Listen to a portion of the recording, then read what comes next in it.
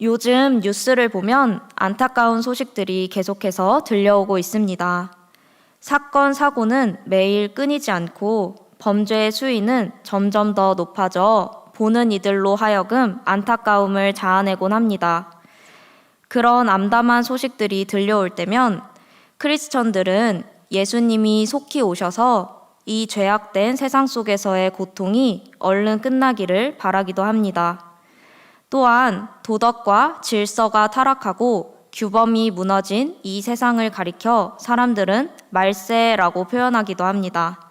그렇다면 예수님을 믿는 우리는 이 악한 세상 속에서 어떻게 살아가야 할까요? 오늘 말씀 마태복음 25장에서 예수님은 천국에 대한 두 가지 비유에 대해 말씀하십니다. 첫 번째는 열처녀 비유이고 두 번째는 달란트 비유입니다. 아마 성도님들께서도 익히 들어 잘 아실 것이라 생각합니다. 열처녀 비유는 등을 들고 신랑을 기다리는 열처녀의 이야기입니다. 그중 5은 어리석었고 5은 지혜로웠습니다. 그래서 어리석은 5처녀는 등은 준비했으나 기름을 준비하지 않았고 지혜로운 5처녀는 기름도 함께 준비했습니다. 그러나 신랑이 오는 것이 늦어졌고 어리석은 5처녀의 등은 점점 꺼져가기 시작했습니다. 결국 어리석은 5처녀는 급하게 기름을 사러 나갔지만 그 사이에 신랑이 도착하고 말았습니다. 결국 미리 준비하고 있었던 지혜로운 5처녀는 혼인잔치에 들어갔지만 어리석은 5처녀는 애원했음에도 불구하고 혼인잔치에 들어가지 못했습니다. 이 비유를 이해하기 위해 먼저 유대인의 결혼 풍습에 대해 살펴볼 필요가 있습니다. 우리는 보통 결혼식이라 하면 낮에 열리는 결혼식을 생각하지만 유대인의 결혼식은 저녁에 시작되었다고 합니다. 신랑이 신부의 집으로 향하면 먼저 신부와 함께 있던 들러리들이 등불을 들고 신랑을 맞이합니다. 그리고 신랑은 신부와 함께 신랑의 집까지 행진하게 됩니다. 그렇기 때문에 신부의 들러리들은 어둠을 밝힐 수 있도록 등불을 준비하고 예정보다 늦게 도착할 수 있는 신랑을 기다리다가 등불이 꺼지지 않도록 여분의 기름도 함께 준비해야 했습니다. 신랑을 맞이해야 할 신부의 들러리들이 등불을 준비하지 않는 것은 큰 실례였기 때문에 결혼식장에서 쫓겨나기까지 했다고 합니다. 즉, 오늘 비유에 등장하는 열처녀는 바로 신부의 들러리들이었습니다. 또한 여기서 말하는 등불은 손에 들고 다니는 작은 등이 아니라 기름에 천을 적셔서 불을 밝히는 횃불이었을 것으로 추정됩니다.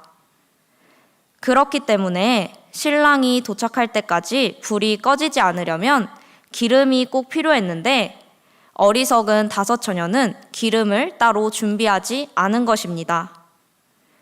이번엔 달란트 비유를 함께 살펴보겠습니다. 달란트 비유는 어떤 주인이 타국으로 떠나면서 종들에게 각자의 재능에 따라 자신의 소유를 맡긴 이야기입니다. 주인은 각각 그 재능대로 한 사람에게는 금 5달란트를, 한 사람에게는 2달란트를, 또 한 사람에게는 1달란트를 맡기고 떠났습니다. 5달란트를 받은 사람은 그것으로 장사해 5달란트를 남겼고 2달란트를 받은 사람도 2달란트를 남겼습니다. 그런데 문제는 1달란트를 받은 사람이었습니다. 1달란트를 받은 사람은 땅을 파고 그것을 감추어 두었습니다. 그리고 시간이 흘러 주인이 돌아왔습니다. 5달란트를 받았던 사람은 주인에게 5달란트를 더 남겼다고 보고했고 2달란트를 받았던 사람도 2달란트를 더 남겼다고 보고했습니다. 주인은 그들에게 잘하였도다 착하고 충성된 종아, 내가 적은 일에 충성하였음에 내가 많은 것을 내게 맡기리니 내 주인의 즐거움에 참여할지어다 라고 말했습니다.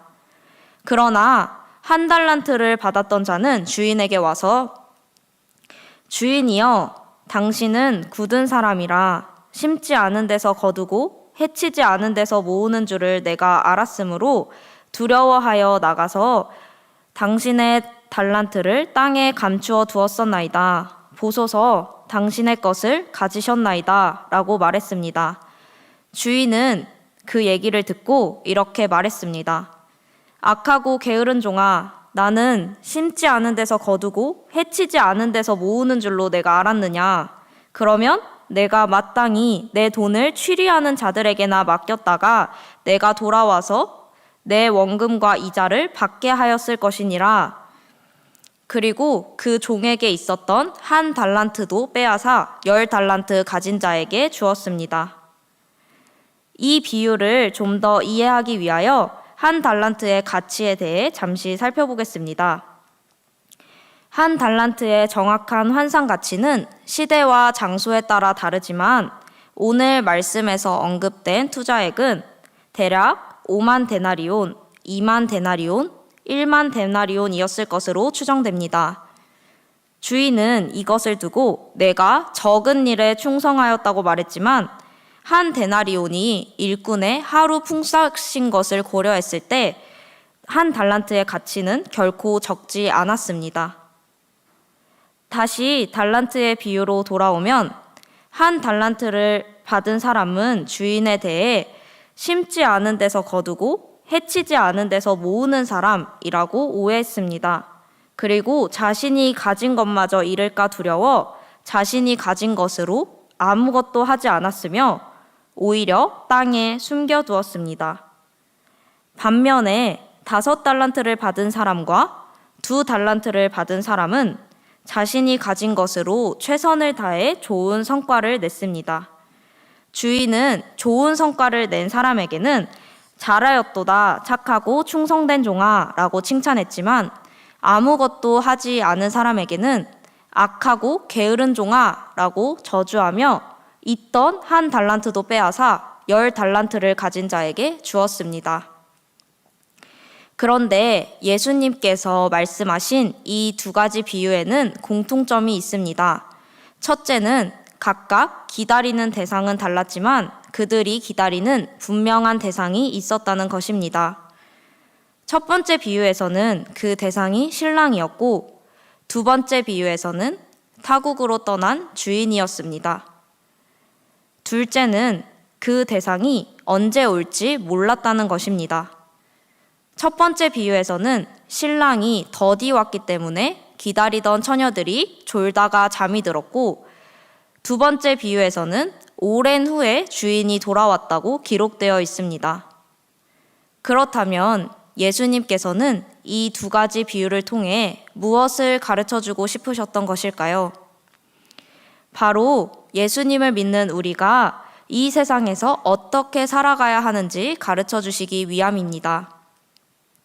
우리는 예수님이 우리를 죄에서 구원하시기 위해 십자가에 달려 죽으시고 3일 만에 부활하셨으며 언젠가 다시 오신다는 것을 알고 있습니다. 사도행전 1장 11절에서 하늘로 승천하시는 예수님을 계속 바라보고 있는 제자들에게 천사들은 너희 가운데서 하늘로 올려지신 이 예수는 하늘로 가심을 본 그대로 오시리라 라고 말했습니다. 그리고 예수님이 다시 오시는 그날에 하나님의 구원 역사가 완성될 것입니다. 그날은 누군가에게는 기쁨의 날이자 구원의 날이 될 것이며 또 누군가에게는 심판의 날이 될 것입니다. 그런데 중요한 것은 우리가 아무것도 하지 않은 채로 그저 예수님이 다시 오시는 것을 기다리기만 해서는 안 된다는 것입니다. 예수님께서는 열처녀 비유를 말씀하시면서 그런즉 깨어있으라 너희는 그날과 그때를 알지 못하느니라 라고 말씀하셨습니다.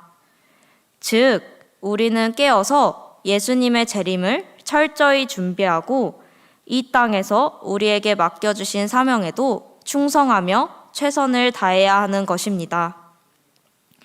예수님이 다시 오실 그날이 언제인지는 하늘의 천사들도 아들이신 예수님도 모르고 오직 하나님 아버지만 아십니다. 예수님은 마태복음 24장 37절에서 39절의 말씀을 통해 마치 노아 시대에 노아와 그 가족들이 방주에 들어가기 전까지 사람들이 먹고 마시고 장가들고 시집가며 그들을 다 멸하기까지 깨닫지 못했던 것처럼 예수님이 오시는 날도 이와 같을 것이라고 말씀하셨습니다. 그렇기 때문에 우리는 그날이 임하기 전에 깨어 준비해야 합니다. 성경을 통해 우리는 마지막 때에 세상이 어떻게 변하게 될지, 또 하나님의 형상을 따라 지음받은 사람이 어떻게 변하게 될지 알 수 있습니다.